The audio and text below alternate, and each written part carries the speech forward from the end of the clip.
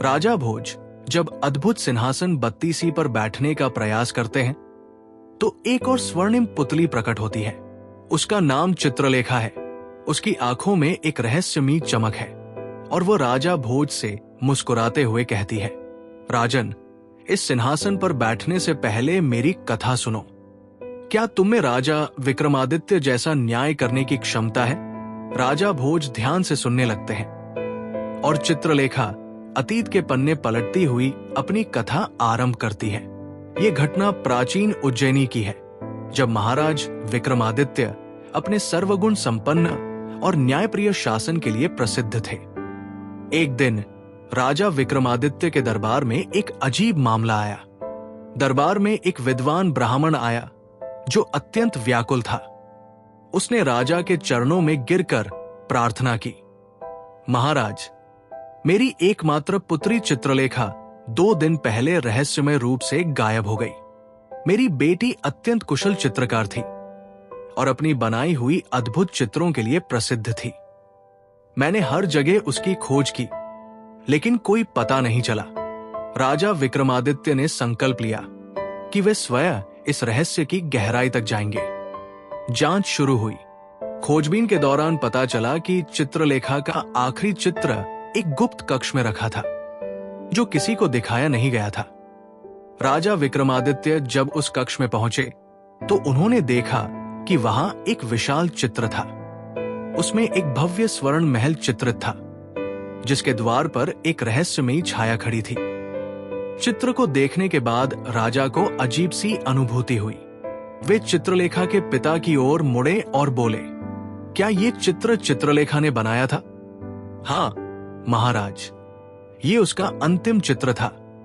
वो इसे पूरा करने के बाद बहुत विचलित हो गई थी और फिर अचानक लापता हो गई।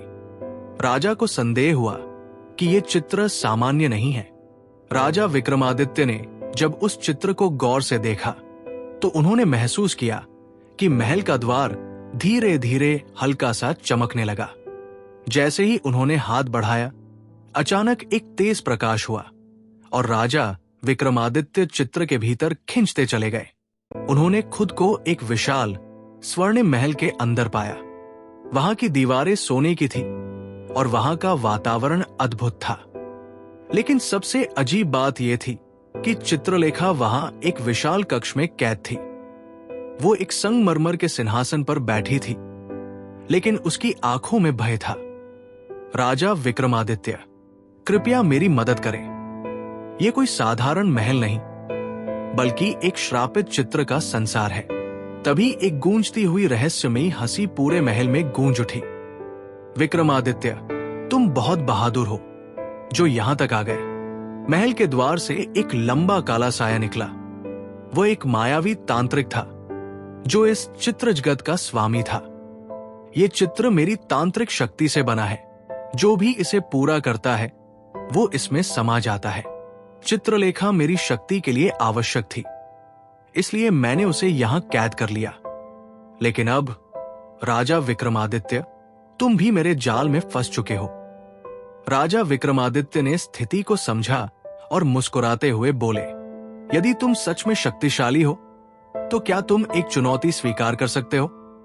बिल्कुल, पर शर्त यह है कि यदि तुम हार गए तो तुम्हें भी इस चित्र में हमेशा के लिए कैद रहना होगा। राजा ने सहमति दी। राजा विक्रमादित्य ने तांत्रिक को एक चित्र बनाने की चुनौती दी। शर्त यह थी कि जो भी सबसे अधिक जीवंत चित्र बनाएगा वही जीतेगा। तांत्रिक ने अपनी तांत्रिक शक्तियों से एक ऐसा चित्र बनाया जिसमें समुद्र की लहरें इतनी वास्तविक लग रही थी कि वे सचमुच चलने लगी। लेकिन विक्रमादित्य ने एक अनूठा चित्र बनाया, एक दीपक का चित्र, लेकिन बिना लौ के। ये कैसा चित्र है? ये तो अधूरा है, विक्रमादित्य ने उत्तर दिया। चित्र का पूर्ण होना तभी साबित होगा जब कोई इसमें लौ जला सके। यदि तुम्हारी शक्ति इतनी महान है तो इस चित्र में दीपक की लौ जलाकर दिखाओ। तांत्रिक प्रयास करता रहा, लेकिन वो असफल रहा।